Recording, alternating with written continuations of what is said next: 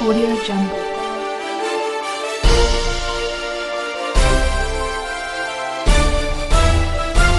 Audio Jungle. আসসালামু আলাইকুম। সজীব বার্তায় সর্বশেষ আন্তর্জাতিক সংবাদে আপনাকে আমন্ত্রণ জানাচ্ছি। চলুন জেনে নেই কি থাকছে এখনকার সংবাদ শিরোনামে। ৮৩ বছর পর্যন্ত ক্ষমতায় থাকতে চান পুতিন। সিরিয়া সফরে যান আল কুদস ফোর্সের নতুন প্রধান। যুদ্ধ কি ভাববেই, কাশ্মীরে গ্যাস মজুদের নির্দেশ, খালি হচ্ছে স্কুল।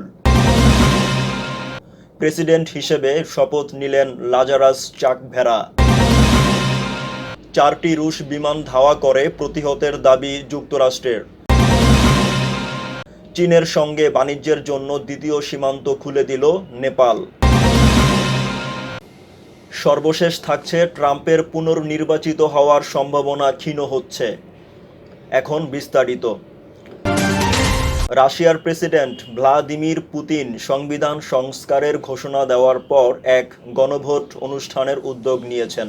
আগামী 1 জুলাই শেষ হওয়া ওই ভোটের ফলাফলের উপর ভিত্তি করে পুতিন 2024 সালের পর আরও 2টি 6 বছরের মেয়াদে প্রেসিডেন্টের দায়িত্ব পালন করতে পারবেন। প্রেসিডেন্ট হিসেবে তার বর্তমান ক্ষমতার আমল শেষ হওয়ার পরও তিনি যাতে ক্ষমতা আঁকড়ে ধরে রাখতে পারেন সেই জন্য পথ খুঁজছেন তিনি। এদিকে ভোটের ফলাফল যে পুতিনের পক্ষেই যাবে সেটাও প্রায় নিশ্চিত। করোনা ভাইরাস প্রাদুর্ভাবের কারণেও রাশিয়ার ক্ষমতার কেন্দ্রে তার নিয়ন্ত্রণ এতটুকু শিথিল হয়নি। এছাড়াও তার প্রশাসনের বিরুদ্ধে ভোট জাল করার মতো অভিযোগও রয়েছে। ফলে 2036 সাল বা 83 বছর পর্যন্ত ক্ষমতায় থাকার অনুমোদন পেতে পারেন তিনি। গণভোটে কমপক্ষে 50% বেশি ভোটার উপস্থিতি থাকলেই কেবল সংবিধান সংশোধন করা সম্ভব। রুশ কর্মকর্তারা চলমান জন অসন্তোষের মুখেও তাই ভোটার উপস্থিতি বাড়ানোর চেষ্টা করে যাচ্ছেন। তবে শুধু ভোটার কারচুপিতেই নয়, পুতিনের পক্ষে স্বতঃস্ফূর্ত ভোট পড়ুক সেটাও নিশ্চিত করতে চায় ক্রেমলিন। 2 দশক ধরে ক্ষমতায় থাকা ভ্লাদিমির পুতিন এবার চ্যালেঞ্জের মুখে পড়েছেন রাশিয়ার অর্থনৈতিক সংকট নিয়ে।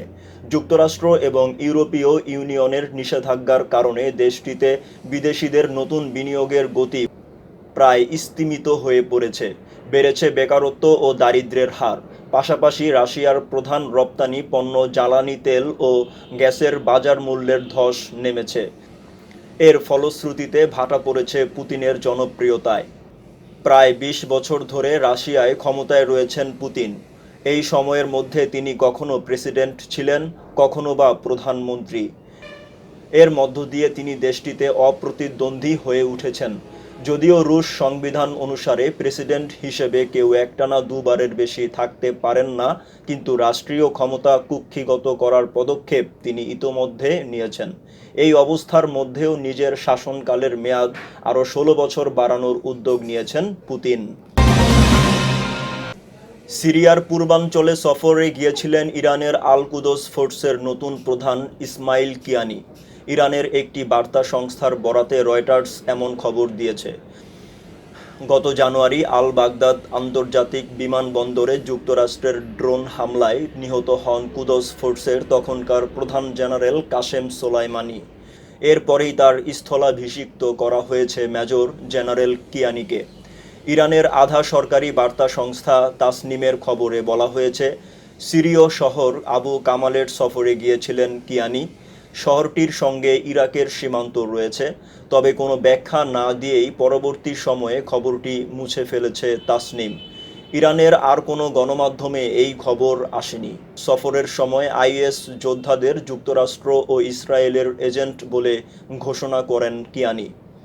এর আগেও ইরান এমন অভিযোগ করেছে। পুনর্নির্বাচনে জয়ী লাজারাস চাকভেরা মালাবির প্রেসিডেন্ট হিসেবে শপথ নিয়েছেন। গত মঙ্গলবারের নির্বাচনে তিনি ক্ষমতাসীন পিটার মুথারিকাকে 58.57% ভোটে পরাজিত করেন। রাজধানীর লিলংবিতে একই অনুষ্ঠানে ভাইস প্রেসিডেন্ট হিসেবে সাউলাস চিলিমাও শপথ নেন।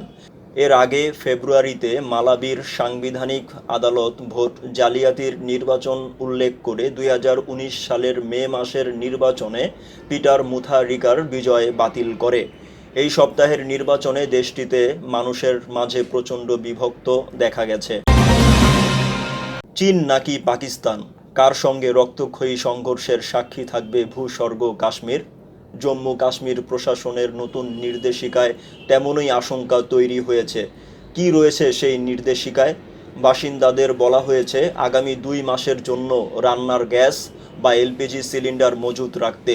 তেল ও গ্যাস সরবরাহকারী সংস্থাগুলোকেও কাশ্মীরের গুদামে আগামী 2 মাসের জন্য পর্যাপ্ত এলপিজি সিলিন্ডার মজুত করতে বলা হয়েছে। স্থানীয় বাসিন্দারা এই নির্দেশিকায় সিঁদুরে মেঘ দেখছেন। একদিকে চীন, অন্যদিকে পাকিস্তান। কার সঙ্গে আগে যুদ্ধে জড়াবে ভারত? বিষয়টি এখনও স্পষ্ট নয়, তবে কাশ্মীরে যেন এরই মধ্যে শুরু হয়ে গেছে যুদ্ধ প্রস্তুতি। যদিও প্রশাসনের পক্ষ থেকে বলা হয়েছে ভূমিধসের কারণে জাতীয় সড়কে পণ্য পরিবহন ব্যাহত হতে পারে। সেই কারণেই কাশ্মীরে আগামী 2 মাসের জন্য এলপিজি গ্যাস পর্যাপ্ত মজুত রাখতে হবে। শুধু তাই নয়, গান্ডারওয়াল এলাকার পুলিশ সুপারের দপ্তর থেকেও জারি হয়েছে একটি নির্দেশিকা। সেখানে বলা হয়েছে এলাকার 16টি স্কুল নিরাপত্তা কর্মীদের জন্য ব্যবহার করা হবে, তাই যেন খালি করে দেওয়া হয় স্কুলগুলো। উল্লেখ্য, গান্ডারওয়াল হলো কাশ্মীরের কার্গিল সংলগ্ন এলাকা। স্থানীয় লোকজনের মতে সরকারের পক্ষ থেকে যে কারণেই দেখানো হোক না কেন আগের অভিজ্ঞতা তাদের রয়েছে, তাই বেশ বড় ধরনের কিছুই যে ঘটতে চলেছে তা নিয়ে নিশ্চিত তারা। 370 ধারা বাতিলের পর থেকে কেন্দ্র যতই শান্তি শৃঙ্খলা বজায় থাকার কথা বলুক, কাশ্মীরে সহিংস কার্যকলাপে রাশ টানা যায়নি। গত 4 মাসে 4 জঙ্গি সংগঠনের শীর্ষ নেতাকে হত্যা করা হলেও কাশ্মীরে জঙ্গি হামলা অব্যাহতই থেকে গেছে। সম্প্রতি গোয়েন্দারা জানতে পেরেছেন পাকিস্তানের ভিসা থাকা 250 কাশ্মীরি যুবক হঠাৎই উধাও হয়ে গেছে। এমনকি পাকিস্তান অধিকৃত কাশ্মীর থেকে ভারতে অনুপ্রবেশের জন্য সীমান্তে অপেক্ষায় রয়েছে প্রায় 400 জঙ্গি। এই পরিস্থিতিতে কাশ্মীরে বাতাস ভালো নয় বলে মনে করছে ওয়াকিবহাল মহল। প্রসঙ্গত, এই প্রথম গ্রীষ্মের মাঝামাঝি স্থানীয় প্রশাসন এলপিজি গ্যাস মজুত বৃদ্ধির নির্দেশ দিল। সাধারণত অক্টোবর থেকে নভেম্বর মাসে তীব্র শীতকালে এমন পদক্ষেপ নেয়ার নজির রয়েছে। তুষারপাতের কারণে সড়কে পণ্য সরবরাহ বিঘ্নিত হওয়ার কারণেই ওই ঋতুতে মজুদের পরিমাণ বাড়ানো হয়। তাই কাশ্মীরিদের ভীতি একেবারেই অমূলক বলে উড়িয়ে দেওয়া হচ্ছে না। ফলে যুদ্ধ কি তবে আসন্ন? উত্তরের অপেক্ষায় কাঁপছে ভূস্বর্গ। রাশিয়ার সীমান্তের পার্শ্ববর্তী আলাস্কা অঙ্গরাজ্যে 4টি রুশ প্রশিক্ষণ বিমান প্রতিহত করার দাবি করছে যুক্তরাষ্ট্র। টুইট বার্তায় north American aerospace defence command NORD এমন তথ্য দিয়ে বলছে, শনিবার স্থানীয় সময় মার্কিন বাহিনী যুদ্ধ বিমান দিয়ে এসব রুশ প্রশিক্ষণ বিমানকে প্রতিহত করে তারা। যুক্তরাষ্ট্র দাবি করছে রাশিয়ার টিউট-142 বিমান আলাস্কার আলিউটিয়ান দ্বীপ এলাকা থেকে 65 নটিক্যাল মাইল দক্ষিণে চলে আসে। 8 ঘন্টা ধরে আলাস্কান এয়ার ডিফেন্স আইডেন্টিফিকেশন জোনে ADIZ ঘোরাফেরা করতে থাকে সেগুলো। পরে মার্কিন যুদ্ধ বিমান রুশ বিমানগুলোকে রুখে দেয়। ওই স্থানটিতে বিমান চলাচলে সার্বক্ষণিক নজরদারি চালানো হয়। এক বা একাধিক মিত্র দেশের বিমান বাহিনীর সদস্যরা এ কাজে নিয়োজিত থাকেন, যেন শত্রুপক্ষের আঘাত প্রতিহত করার মতো যথেষ্ট সময় হাতে থাকে। যুক্তরাষ্ট্রে এ ধরনের 4টি জোন প্রতিষ্ঠা করেছে। আরও কিছু দেশেরও এমন নিজস্ব নজরদারি জোন আছে। AFPর প্রতিবেদনে বলা হচ্ছে, আলাস্কার কাছে চলতি মাসে এ নিয়ে 4বারের মতো রুশ বিমান প্রতিহত করল যুক্তরাষ্ট্র।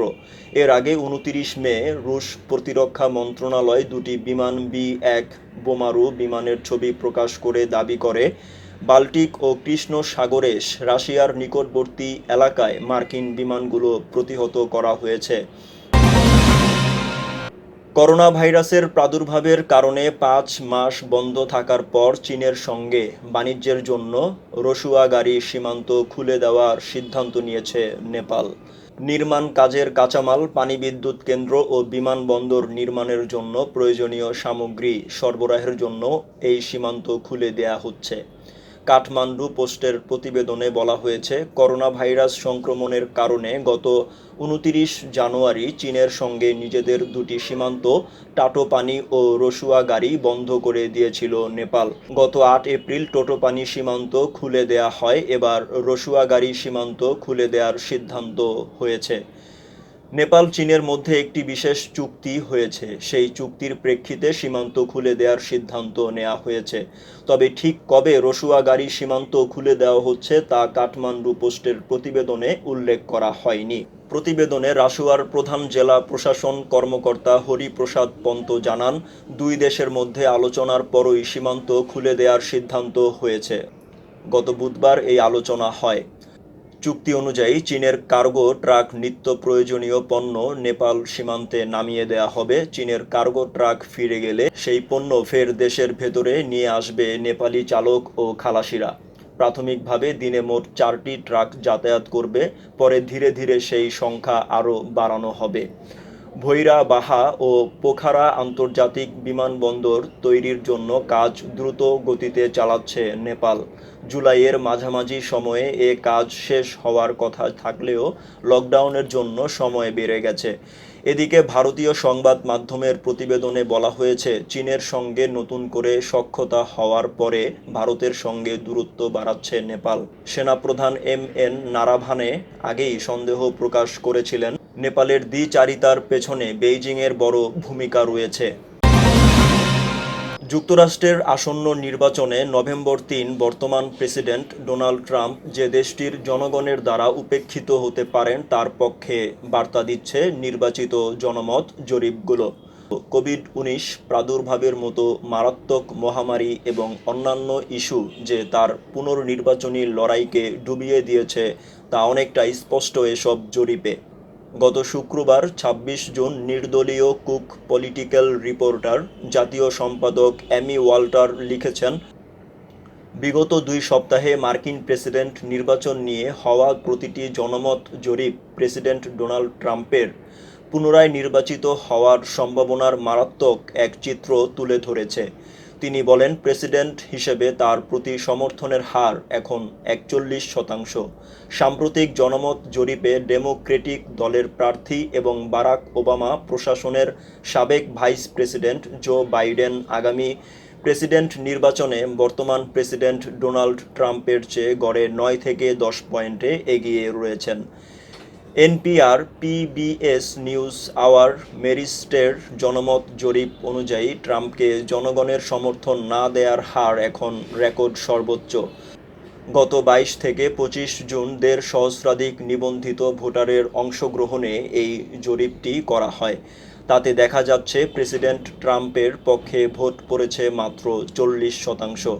এর আগে নিউ ইয়র্ক টাইমস সিয়ানা কলেজের জরিপে দেখা গেছে মিশিগান, পেনসিলভেনিয়া ও উইসকনসিনে ট্রাম্পের চেয়ে 2 অঙ্কের ব্যবধানে এগিয়ে আছেন বাইডেন। এছাড়া ফ্লোরিডা, অ্যারিজোনা ও উত্তর ক্যারোলিনায় তা যথাক্রমে 6, 7 এবং 9%। অথচ 2016 নির্বাচনে এসব রাজ্য ছিল ট্রাম্পের তীর্থভূমি।